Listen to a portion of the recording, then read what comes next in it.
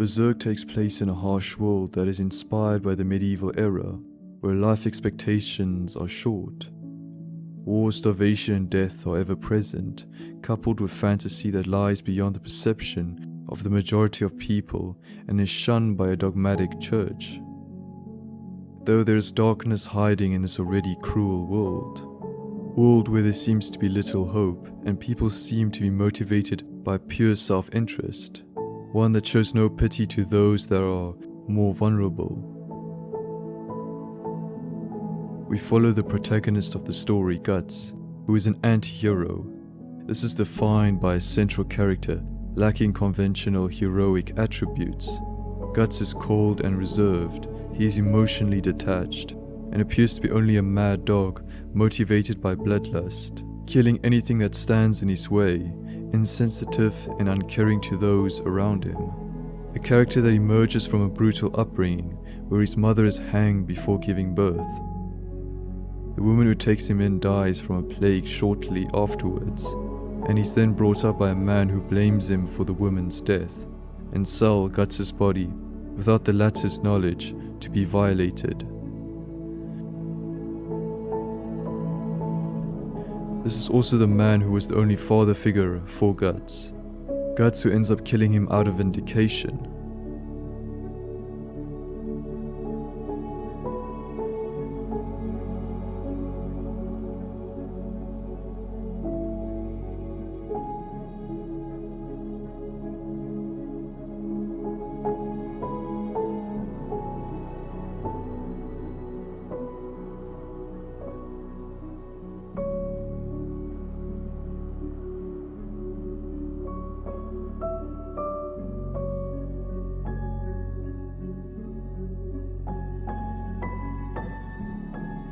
This level of betrayal, coupled with the fact that he grew up in the battlefield, gives us the Guts that we have at present. An interesting psychology, though for all his flaws, we do come to understand that he does do good in his own particular way.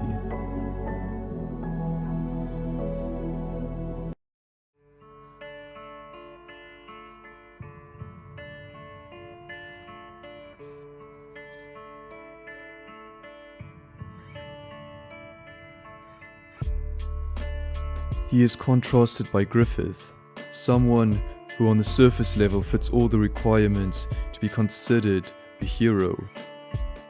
Admired for his courage, outstanding achievements, and noble qualities.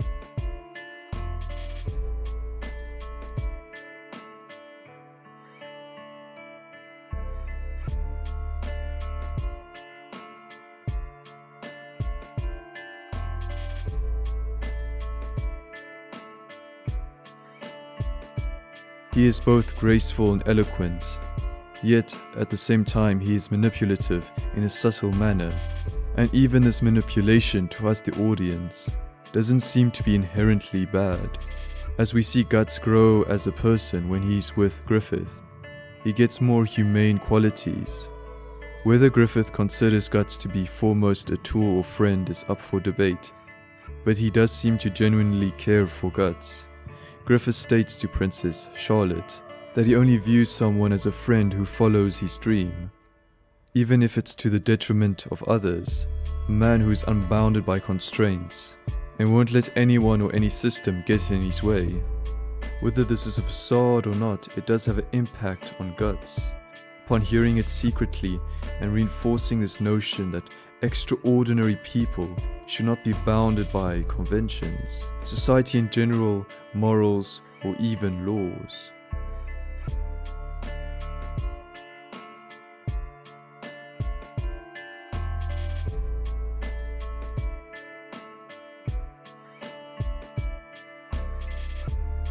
At a deeper level, Griffith is shown to be the veritable villain and monster of the story, where there is a sense of Machiavellian philosophy, where the means justify the end, manifesting in the story as a dramatic betrayal by Griffith towards the whole band.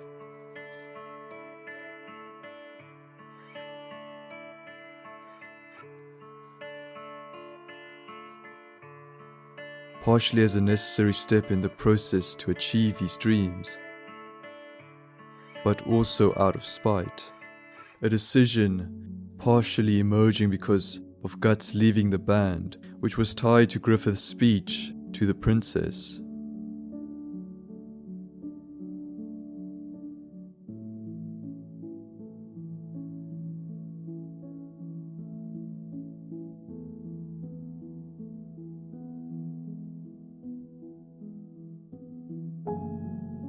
A story that explores the concepts of good and bad in an interesting fashion, flips the notion of good and bad, presents numerous situations, still gives us two options that either way would be understandable to the reader.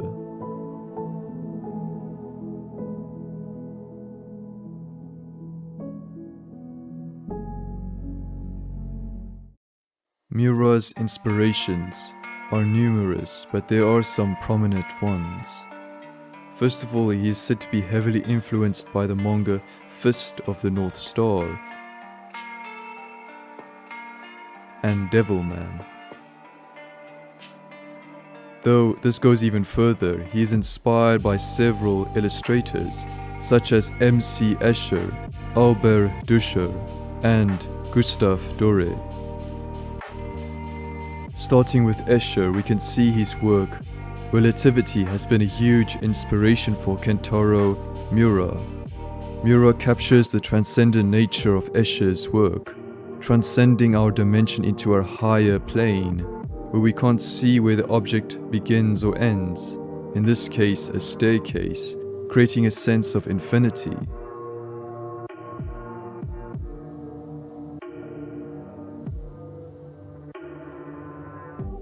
Gustave Doré is another one that heavily influenced Miura. Not only the style and dark tone of the artist in question, but capturing a sense of one's own infinitesimal nature in the larger picture of humanity or forces of nature.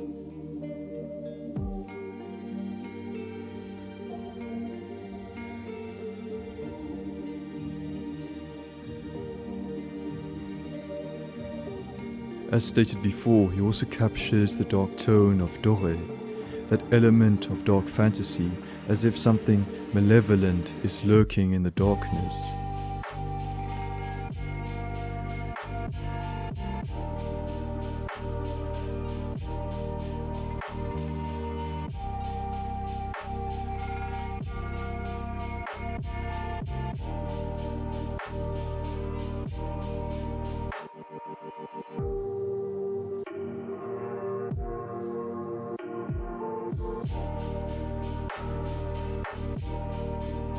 Or yet again, our infinitesimal nature in front of the metaphysical forces of higher planes, the awe in front of that what is perceived as infinite, though brings a twist to this experience by replacing that what is heavenly by demons and monsters.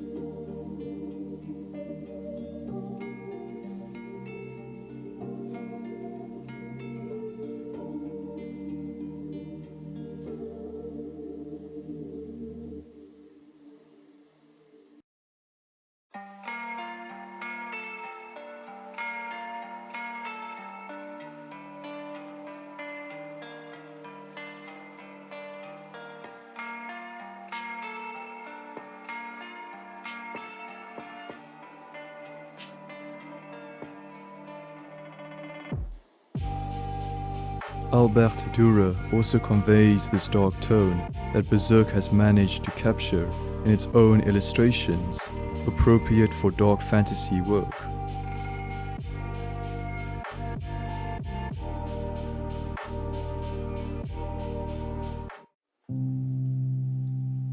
Before continuing, we could establish that the world of Berserk is composed of, first of all, the mortal world. That is the realm in which humanity mostly resides in. Creatures that are supernatural in nature have only become superstition, and only a fringe of connection exists in the astral plane of the supernatural. Then we have the Astral World. It is home to what is supernatural, where ethereal beings exist. A veritable iceberg-like structure, where on the surface exist creatures of myth, and in the deeper levels exist mysterious dark forces. Miura lets his imagination run wild with creatures of all sorts, depicted in grotesque and disturbing forms. With their deformed and warped bodies, they run amok in the depths, coming straight out of a nightmare.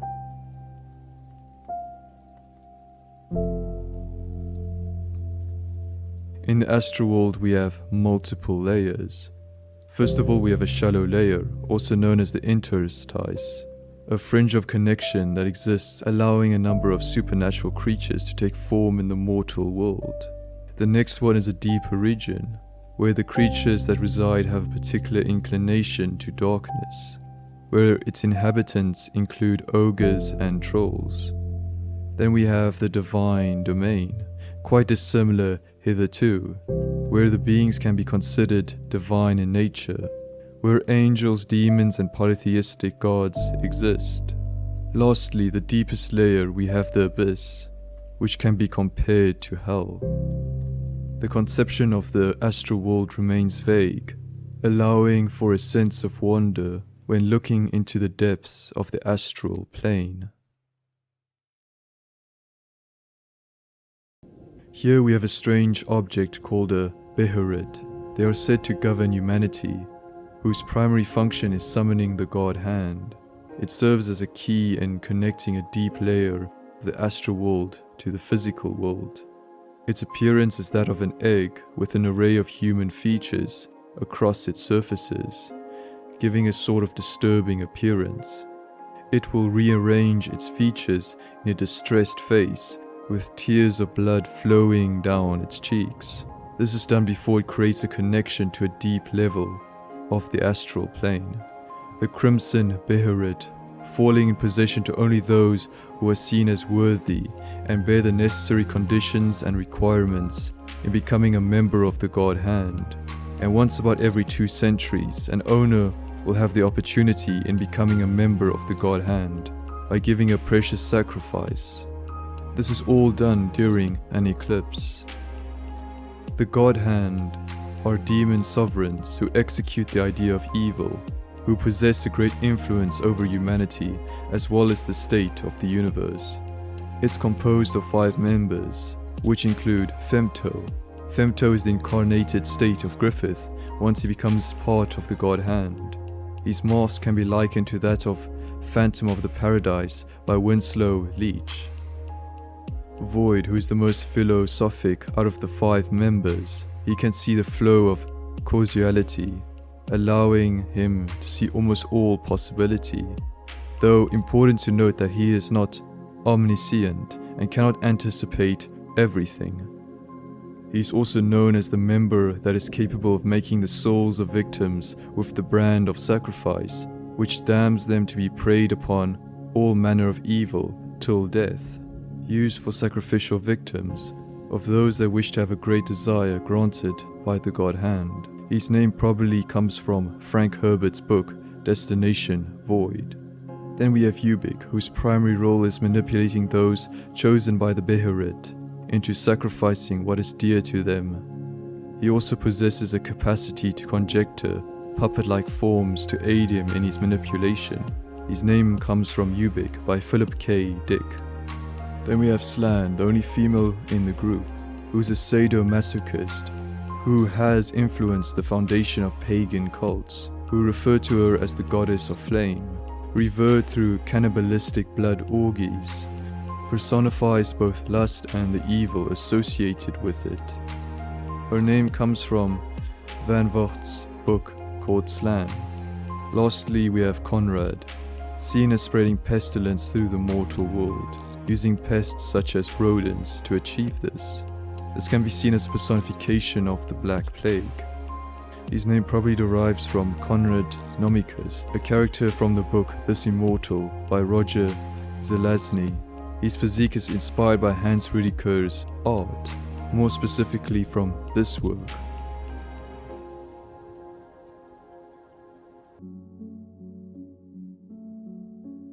In this manga, we have a person called the Skull Knight. His nature is enigmatic, but even so we can see him as a sort of direct opposition to the God Hand, even proclaiming himself as foe of the Inhumans, as if to reinforce this notion. Furthermore, after Griffith's betrayal, Guts is now branded with a curse, where he'll be chased down by demons until his death. Parallels can be drawn with the solitude and agony of Guts, which can be seen as an archetype stemming back as far as that of Saint Antoine.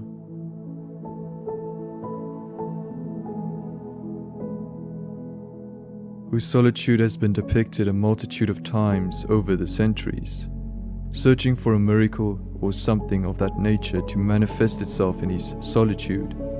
It is thought that in his solitude, his separation from the outer world will help him achieve to see a vision.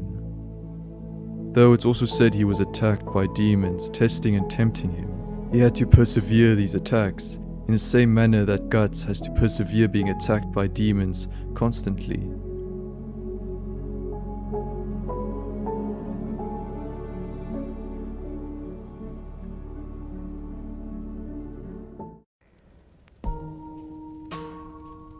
In one chapter called Lost Children, which plays on this idea where children often like imagining different worlds, to sort of escape to something unbounded by reality, though this notion is taken in an unexpected and disturbing direction.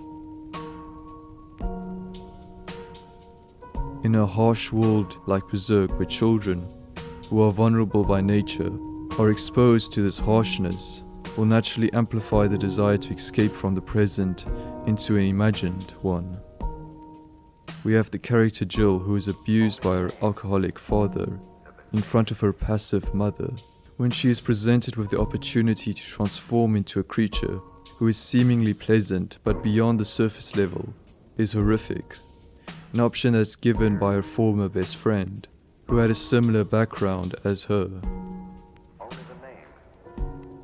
Jill, even knowing the truth of what she is confronted with and will potentially become, is still tempted with it.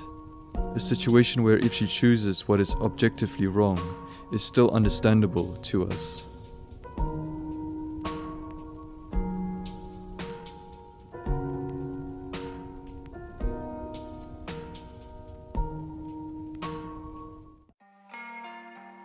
Looking at the religion of this world, we have the Holy See, which is an influential organization over a major monotheistic religion.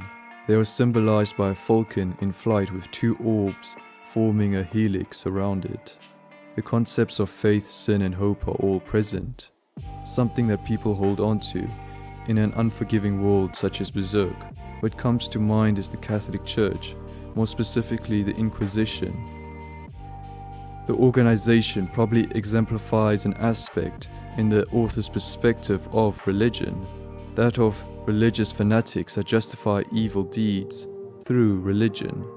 This dogmatic view leads them to burn people and renounce anything that is supernatural. This dogmatism, which can be likened to periods in the Middle Ages, where they wipes out all other religions perceived as pagan, and people that were even close to be considered heretics. This is probably not a critique on religion, but this particular aspect of religion, where people utilize it to do horrific acts, a phenomenon that can be seen in cults, including modern ones. Furthermore, we see the presence of pagan cults in Berserk, existing as a direct opposite of the church's ideologies in the story, reminiscent of the pagan cults that existed during the Middle Ages and beyond, which the church declared as heresy and the symbolic burning of the stake for witches. The goat here is a direct parallel to Baphomet, which was allegedly worshipped by the Knights of the Templar. In any case, it has been mostly associated with Satan and anything that goes against Christ in general. Furthermore, there's a strong tradition in depicting Baphomet, such in Goya's painting, where we also have witches that are present.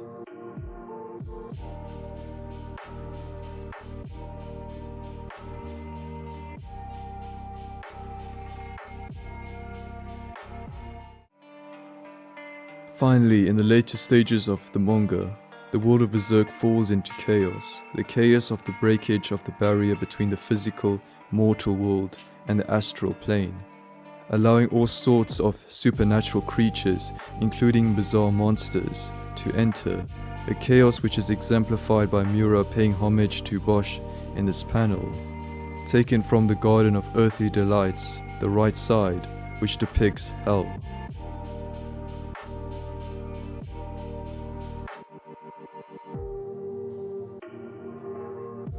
The world of Berserk has become a veritable bizarre and infernal place. The emergence of actual witches and portraying them in a positive light, which greatly contrasts with how they are viewed by the dogmatic church in the story, and humanity in general.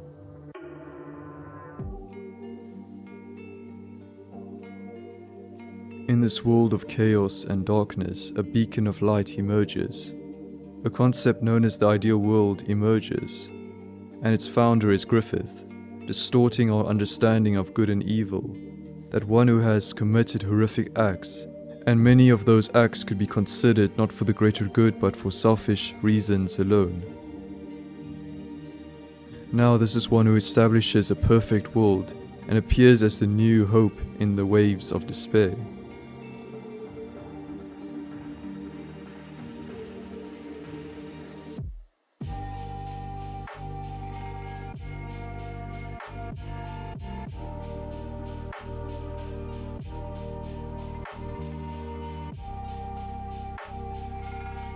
This puts into question the notions of good and bad, whether Griffith could be considered as truly good or bad, since he's now considered the embodiment of all good to all those around him.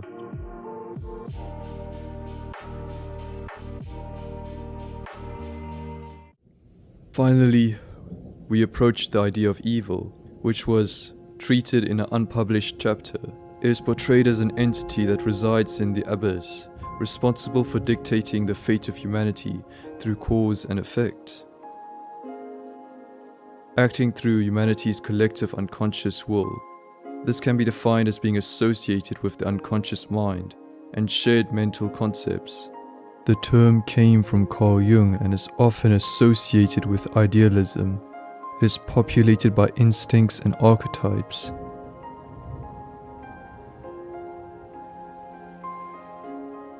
Which manifest as ancient primal symbols, basically the emergence of similar themes across different mythologies around the real world that manifest themselves in Berserk and literally in the idea of evil, which embodies these concepts.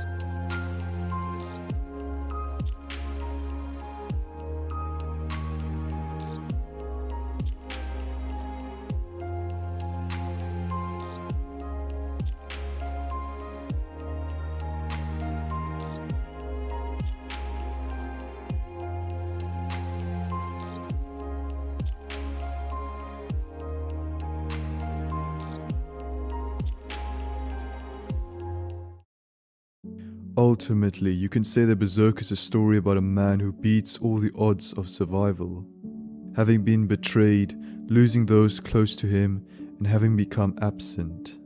He's chased by a horde of never-ending demons that seem to give no hope of ending.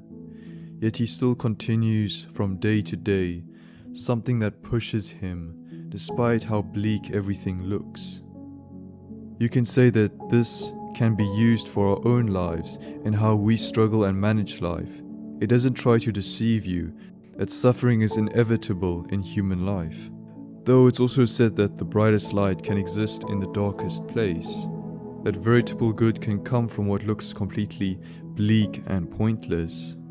Like the book Search for Meaning, talking about concentration camps and how one goes through several stages in those camps, consisting first of all of apathy, a lowered capacity to feel, depersonalization, one feels removed from oneself, and the ability to feel emotions is greatly compromised. Humans who came out of these concentration camps had to learn normal emotional functioning. They were left with profound disgust for what humanity was capable of. All of this to say that it is thought that even in the most dire state, man does retain some sort of spirituality. That the greatest motivator for man is not pleasure, power, or anything similar in that nature.